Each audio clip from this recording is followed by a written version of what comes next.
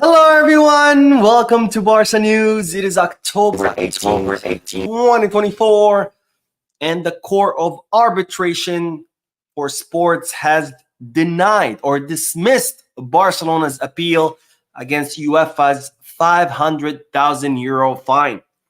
Also, Deco has an ace up his sleeve in the pursuit of Alphonso Davies. And finally, Barcelona are tracking a young Brazilian starlet. We have a lot to discuss, so let's begin.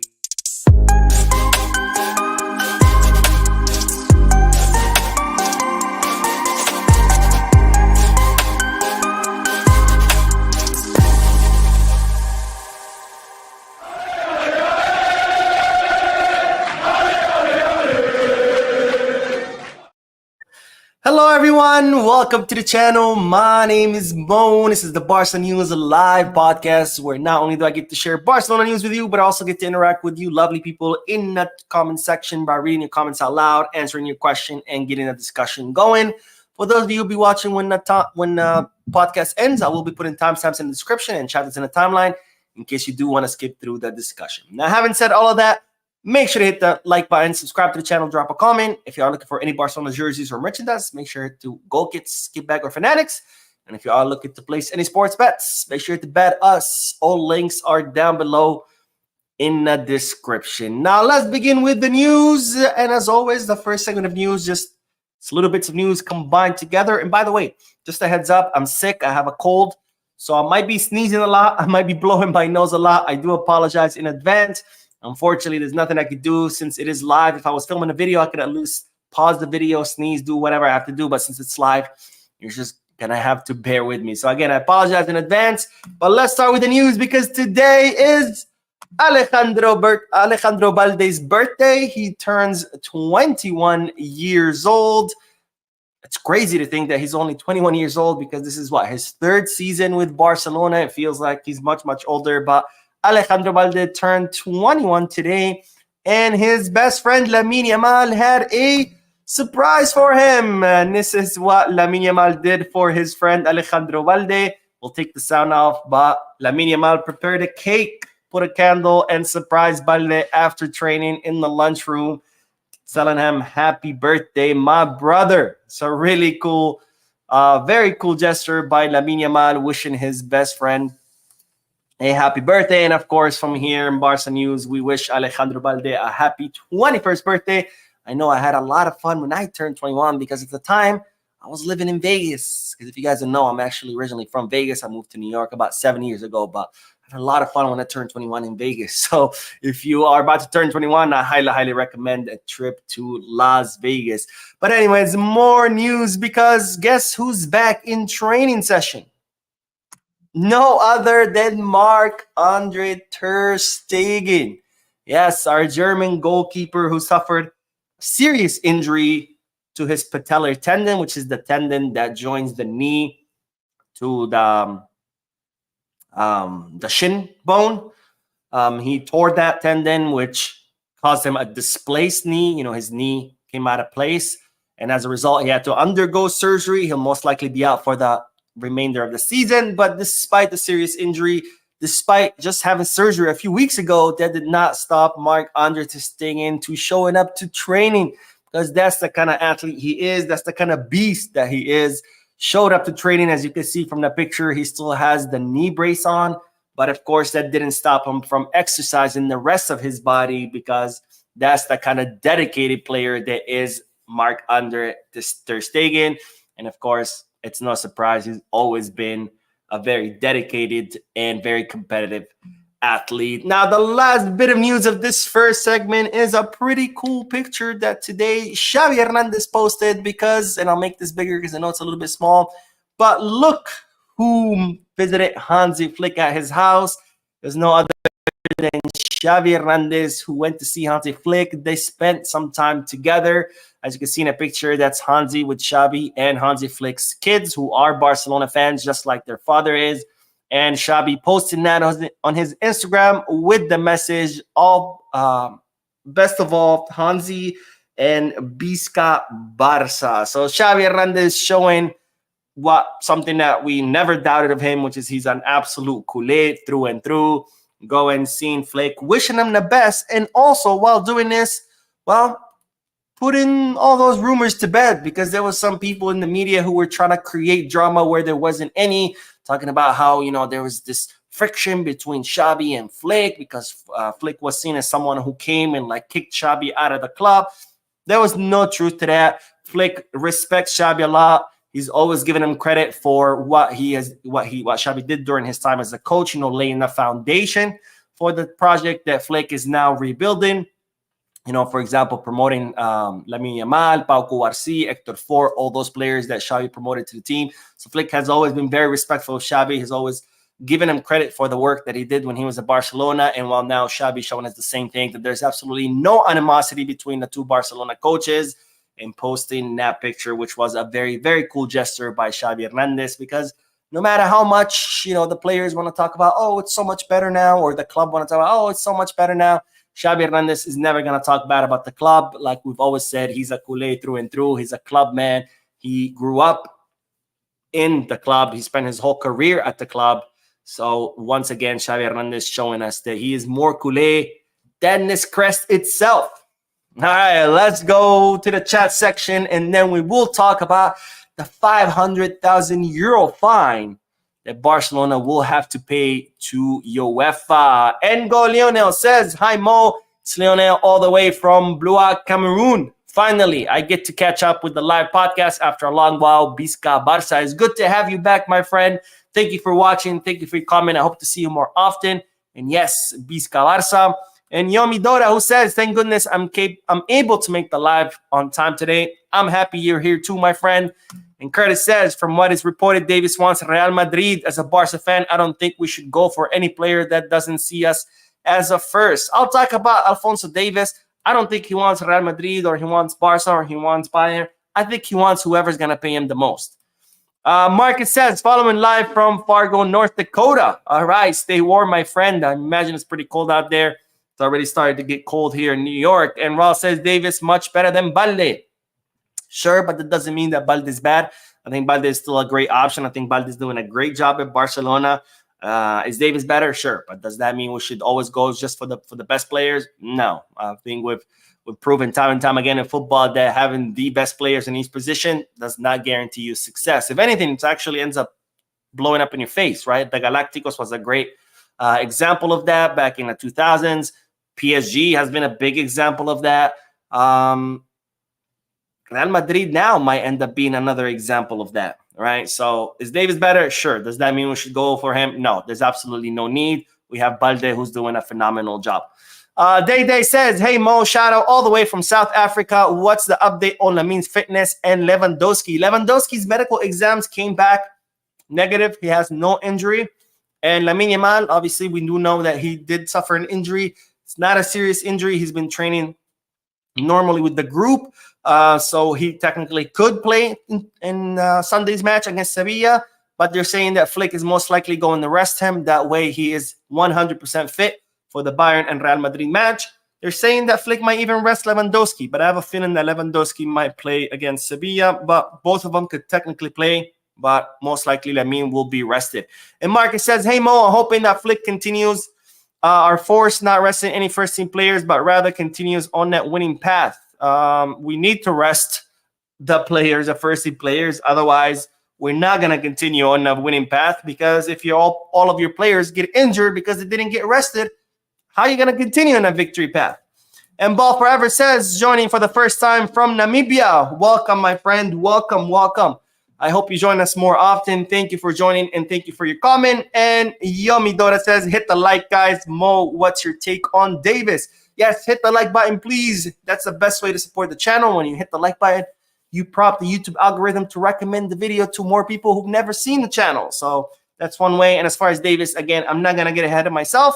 I will talk about him in a little bit. But first, let's get back to the news, and let's talk about the fine that UEFA have hit Barcelona with, which is 500,000 euros. Now, this is a fine that was already given to Barcelona. I reported about this a few months ago. I can't remember exactly when. I think it was over the summer, maybe a little bit before the summer. But UEFA fined Barcelona 500,000 euros for violation of financial fair play regulations. Now, what happened exactly is that, remember back in 2022, Barcelona sold 15% of their TV rights to Sixth Street in exchange of 267 million euros.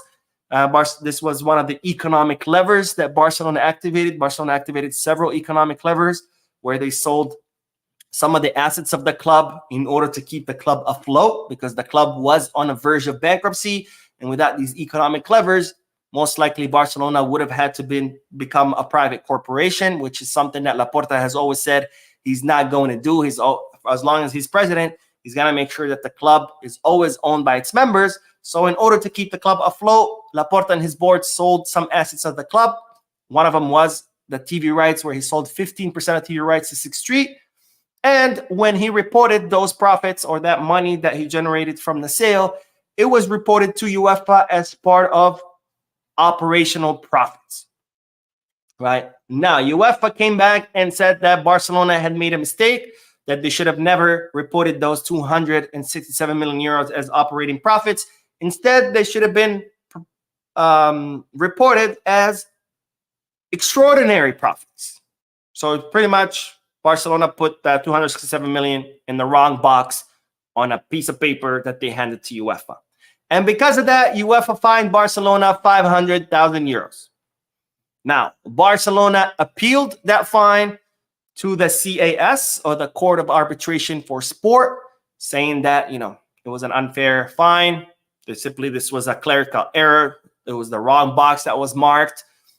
But today, the CAS have rejected Barcelona's appeal, which means that Barcelona will have to pay 500,000 euros to UEFA for, again, marking the wrong box and reporting the 267 million euros from the sale of the TV rights as operating income versus extraordinary profits, which what they should have been marked. So definitely bad news. 500,000 euros. Maybe it's not a huge or a lot of money for a football club, but it's definitely, a substantial amount.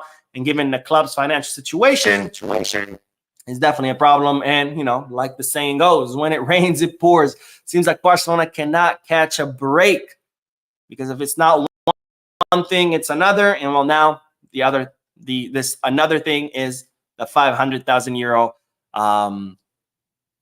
fine that Barcelona will have to pay to UEFA for the 2022 financial fair play reporting. All right, let's get back to the comment section, and then we will talk about Alphonso Davies, since a lot of you are asking me, Mo, what about Alphonso Davies? All right, Ngo Lionel says, how do I donate to the channel? I think in the chat section, you can do a highlighted comment or a super sticker, and you click on it, and then you get a prompt asking you how much you want to donate. And then if your account is connected to your Google Wallet, you can do it right away. If not, you're going to have to enter your credit card information, if I'm not mistaken. I think that's how it is. Or you can become a member of the channel, right? If you become a member of the channel, you pay a membership fee every month. There's different tiers with different benefits. And the way you do that is when you open the homepage of the channel, there's a tab called membership, which if you click on it, it asks you, do you want to become a member? You click yes. It shows you the different tiers. It shows you the cost of each tier, and so on and so forth. All right. The Matrix says, of course, they rejected nothing new. I'm not sure I understand your comment, but if you want to expand on it, I will happily read it once again. And Loner Coulee says, hello, Loner Coulee. Thank you for joining the live stream, and thank you for your comment. And then let's do one more comment, and then we will do the next bit of news. Ball Forever says, here we go. Yes, here we go. Here we go. And with that, let's go and talk about the next bit of news. As you see, I'm doing this live stream a little bit faster than usual, only because, again, I have a cold and I feel like crap. So I want to go back to bed. I want to get some rest because I also work today. And then I do have to make a video. So I do want to rest a little bit before I make the other video. But let's move on to the next bit of news, and then we'll do more comments. But let's talk about Alphonso Davies, since a lot of you are asking about him. Now, as you know, in yesterday's video, I told you that Deco is tracking the situation of Alphonso Davies because his contract expires at the end of the season with Bayern Munich in the summer of 2025. He has not renewed. There's no talks or news of any kind of renewal, which means that Davies could end up leaving as a free agent. Now, there was a lot of talks this past summer that Davies was going to sign with Real Madrid. And in fact, his agent had met with Real Madrid, but nothing came out of that either. So since Davies has not renewed with Bayern, has not completed his signing with Madrid, Deco has been tracking the situation, seeing, is he going to go somewhere? Because if not, if he ends up becoming a free agent, Deco believes that this will be a great market opportunity to snatch up who is undoubtedly the best left back in the world for free. And when an opportunity like that presents itself, Deco believes that you cannot pass up on it, and therefore he is interested or has been tracking the situation of Davies. Now, that was yesterday's news. Today's news is that Deco actually wants to try to sign Alphonso Davies, and he has kind of an ace up his sleeve in the shape of Hansi Flick. Now, Deco, who actually met with Alphonso Davies' agent back in February, they had a very extensive meeting. He now wants for Hansi Flick to become the intermediary between him and the player / his agent, because of course he knows Hansi Flick has a great relationship with Alphonso Davies. It was Flick who gave Alphonso Davies his debut at Bayern Munich. It was Flick who kind of helped catapult the career of Davies and kind of turn him into the left back that he is today. And given this good relationship between the two, Deco wants Hansi Flick to help him out to try to at least see where the player is. Now, Deco's a big fan. Deco would love to sign Davies, but he knows it's something difficult. But nonetheless, he doesn't want to let this opportunity pass without at least trying, without at least hitting up the player and be like, you want to come? How much do you want? Like, he wants to at least try. And if he can sign him, great, because Deco's a huge fan. And if not, that's fine. At least he tried. Because again, Deco believes that this is an opportunity that the club cannot pass up if Davies does become a free agent. Now, what's the problem with this whole thing is the financial demands of the player. It's reported that Alphonso Davies wants something north of 20 million euros in salary. And they're saying that's the reason why Bayern haven't renewed him, because Bayern are like, are you crazy? We're not going to pay you that. And they're also saying that that's the reason why Madrid didn't end up closing on the signing of Davies, because they were also like, are you crazy? We're not going to pay you that.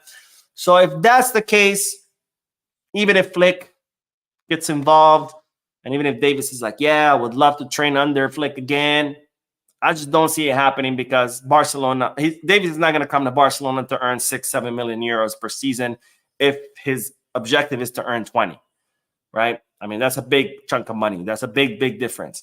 And Barcelona are not going to pay him 20 million euros because A, they can't, and B, Barcelona are trying to stick to their salary cap, and having a huge salary like that and Davies would only derail Barcelona's efforts to get back to the 1-1 rule and to get out of the financial hole. So, but nonetheless, that's the news. Deco wants to at least try to sign Davies. He wants Flick to help him out.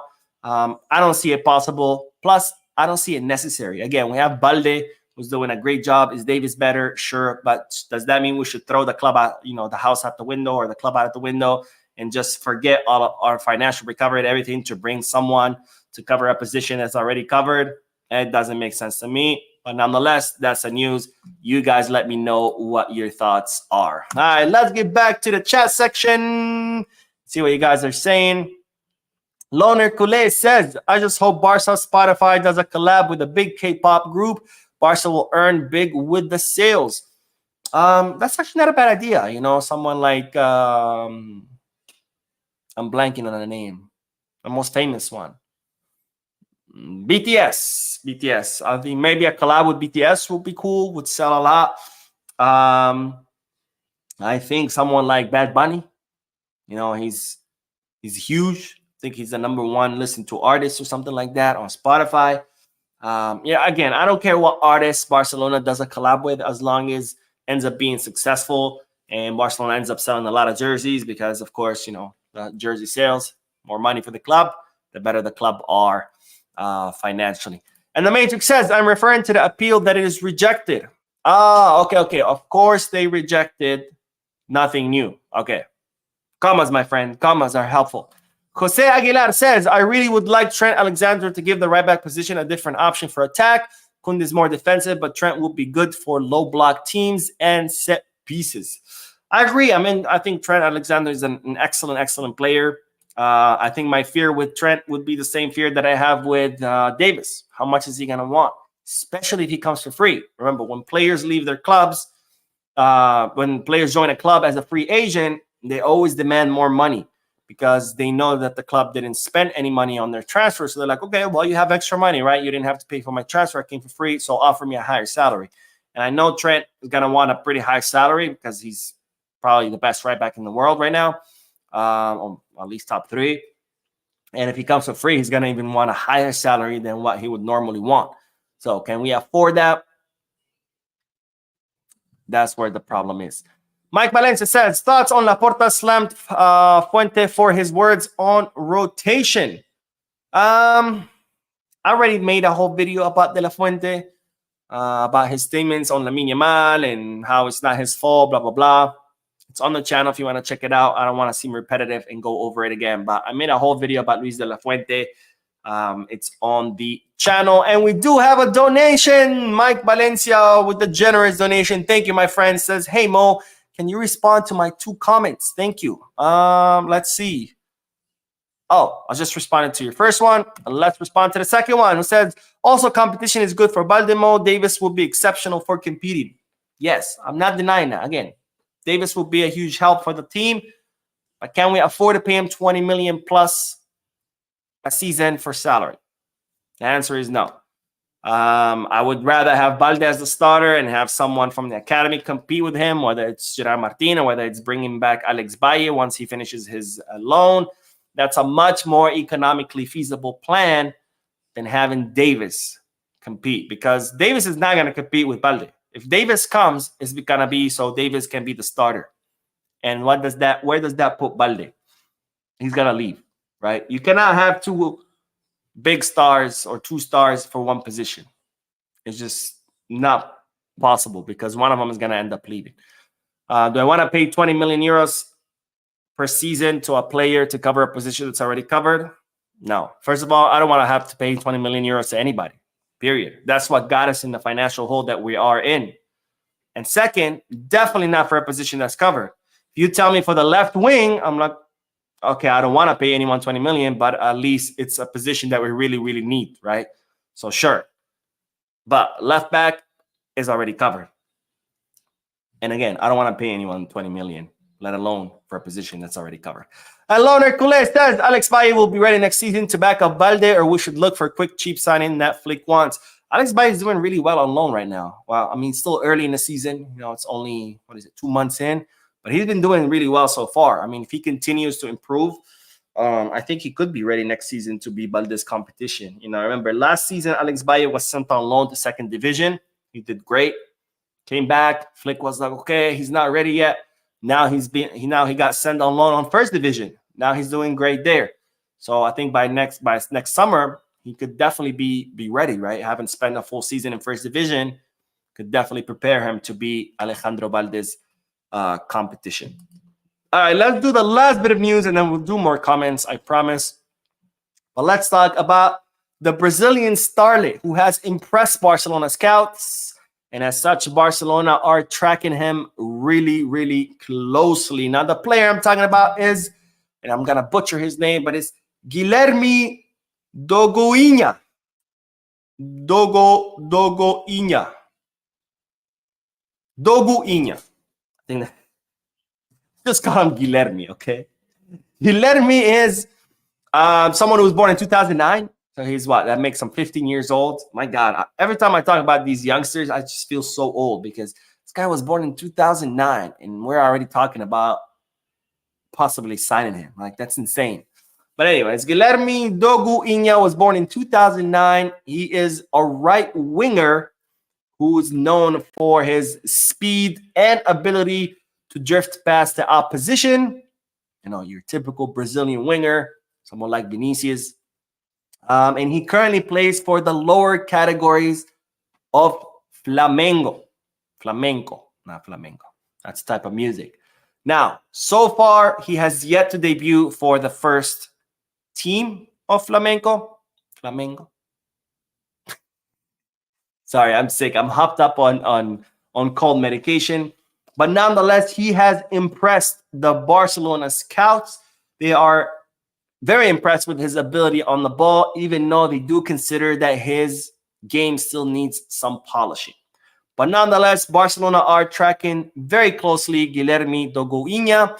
They believe he could be the next best thing to come out of Brazil. But of course, whenever you try to sign anyone from outside of the European continent, you do have to wait for them to turn 18 years old. So we are talking about this guy a little bit prematurely since he's only 15 years old. He still has 3 more years before he can leave Brazil and join a European club. But nonetheless, that's the news. Barcelona closely tracking Guilherme Dogoinha, who they believe could be the next best thing out of Brazil. Which begs the question, have you guys ever heard of him? Have you seen him play? If so, let me know down below. All right, let's do the chat section. That was all the news, by the way.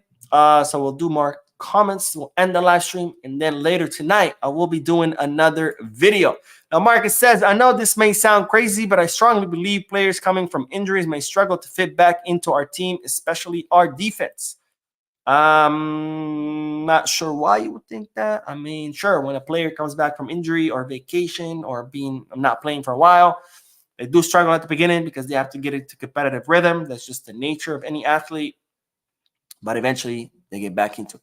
Ango Lionel says, Mo, seems as most players this day are just running down their contract to end up leaving for free. It's terrible. I mean, that's always been the case. There's always been players who just wait for the contracts to end and then they leave. It's nothing new. And I wouldn't say most players. That has only happened. Who's the last player to run out of his contract and leave? I don't even know. I can't even think on top of my head who's the last player to run out of his contract and leave. I mean, Busquets, but that was because of age. He left on his own accord, decided not to renew, which I think was the right decision. So I wouldn't say most. Let me see. Doremi says, well, Mo, we have to stick to our salary. The time when players can demand what they want and seems that players instead of teams got the power must be the past. Well, here's the thing, too. Sure, the players are demanding now higher and higher salaries. And it seems like they have all the power. But that is also causing a huge problem in the market, which is inflation, where players are now, clubs are paying for players way more than what they're worth. They're paying them incredibly high salaries. And as a result, clubs are now having to play more games, more competitions, more hectic calendar. So on one hand, these players are complaining, rightfully so, about the calendar, having too many matches, having to play too much, and having to travel around the world to play all these matches. But on the other hand, the reason why that's happening is because of them. Because they're demanding these incredibly high salaries. And in order for clubs to afford these salaries is for clubs to play more matches, to generate more income to pay those salaries. So it's a vicious cycle where the players want to complain about the calendar, but at the same time, it's part of their fault too, because they are causing this huge inflation in the market, and clubs have to adapt to that by playing more matches, by having to travel to the U.S. and doing a preseason tour in the U.S., because they have to generate the income to pay the salaries of these players who are at the same time complaining about the calendar. So it's a vicious cycle. How is it going to end? I don't know, but I feel like it's starting to spiral out of control. Laura Colette says, I think Balde can become the Davies someday, and in fact, he can be better than Davies under Flick's guidance in some years. I think so too. In fact, that's what Hansi Flick believes. He believes that he can turn Balde into the next Alphonso Davies, and I don't see why not.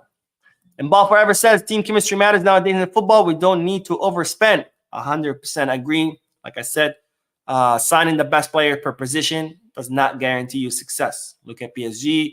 Look at Real Madrid, the Galacticos. Look at Real Madrid, how they're struggling now, right? They have some of the best players in the world, right? Vinicius, Mbappe, Jude.